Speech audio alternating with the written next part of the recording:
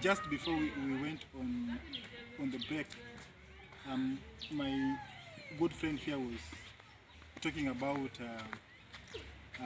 what transpired back then to Honorable Paul Otuoma, and what may also occur. Yeah, before we went to the break, we agreed that history may repeat itself. We agreed that whatever played in 2017 may not play again this time round because there is no incumbency. In 2017, we had Ojamong being the sitting governor, and an MP from Funyula coming in to try his luck and replace, not replacing, approved Ojamong. So this time round, the side of Raila and Uhuru Kenyatta will have so many people. So when the number is big, the number of interest also become big. So we expect a number of interest from that coalition. So that may change things. Mentioning Baba, I've just recalled that not so long ago, there were hearsays that he anointed one Florence Mutua as the spokesperson of Busia County region. Myself, I think that that may have worked to the advantage of Florence, or also it may have worked against her, because immediately after it was said that she was anointed as the spokesperson of Busia County, other persons interested in the governorship of the county, and particularly Honorable Sakwa Bunyasi of Nambale, came out to question, and so considering the players who have shown interest in the gubernatorial race,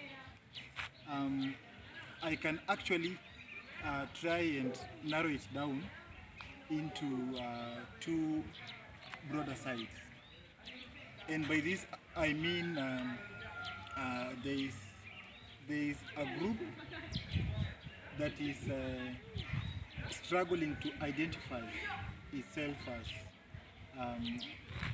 the Luya group, and that is particularly to narrow down to the sub-counties that are dominated by the Luya community.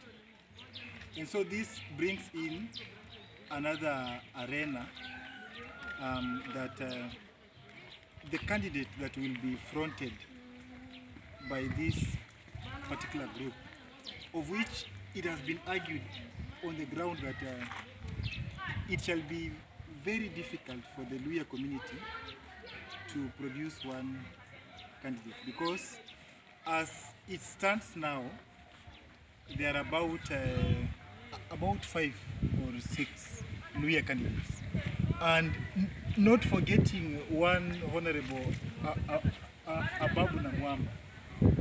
Yes, because he is also slowly showing interest in the top management position of the county, and so I'm left perplexed, because when I also consider the candidature of one Honorable Amos Wako and the history that he has had. He's a man of rich history. Yes, he's a man who has in the previous periods attained the ODM ticket unopposed. Yes. You started by talking about Baba anointing our women. As things stands now, Baba was right. For reason being, she is the only ODM member who has declared her interest for the seat. Is there any other? Yes, there is a. Okay, I'm not quite sure if he has. Wako has not come. I'm not quite sure if he has declared publicly, but there are hearsays that one Honorable Odanga, who is also the chairperson, actually the chairperson of ODM in Busia County, and also Honorable Amos Wako is also one which I will term a life member of ODM party. A life member of Kanu.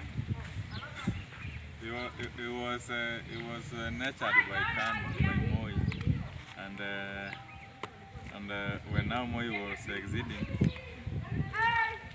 he had to find some other pastors, some other greener pastors. So he came to ODM, but he has not declared his interest. Let's wait for him to declare. On Papa declaring her the spokesperson, constitutionally, who is the spokesperson of a county? Is it the senator or the governor? Well, the CEO of the county, one who manages the county, is the governor. Who is the CEO of Kenya? The President Uhuru Kenyatta. Yes. Does that mean we don't have a spokesperson as a country? Well, that is we are bringing this in a political arena.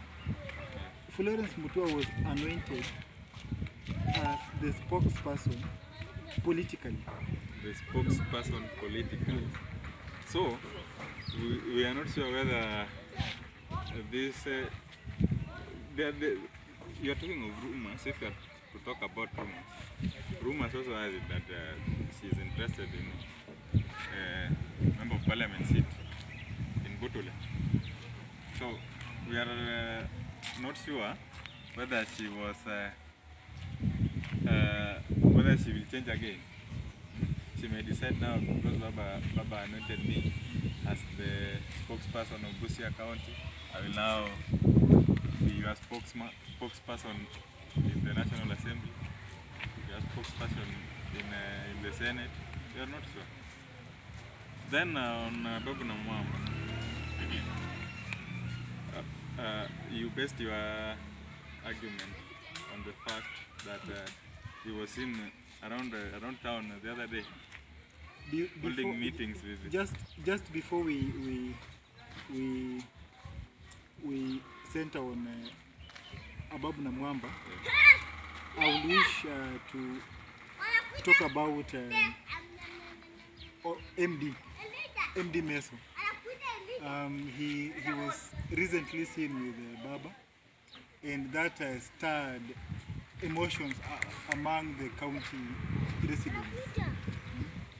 That he might as well be fronted by the ODM party as the candidate. How do you feel about that? Mr. Meso has the MD. The MD has a rich future. It depends how he will play his card. You cannot rate it in half actually. The most youths I know are with him, as in we can say that he commands the biggest number of youths in the city. So it will depend on how he will play his next game. Yeah. If he gets it right, he can clinch. Before we can go on a break, we want us to park this debate by concerns about the current governor vying for vying for the seat of Teso South constituency. Yes, there are rumors is going for member of parliament seat. I think to me, according to my view, we said before that is the kingpin of the Teso community. This like saying in the previous constitution when a presidential candidate had to be a member of parliament, and most of them never lost. Only Mudavadi lost, and was he a running mate or he was just a senior member of KANG the 2002 elections? So that, I mean, that Wajamong is a walk on the path. It's very easy for him. He doesn't have a worthy competitor for that. He will do that very early in the morning unless he continues. Thank you guys. This is Agenda 040 and we have been discussing Busia County politics. Watch us in our next episode that is coming soon. Thank you. Thank you.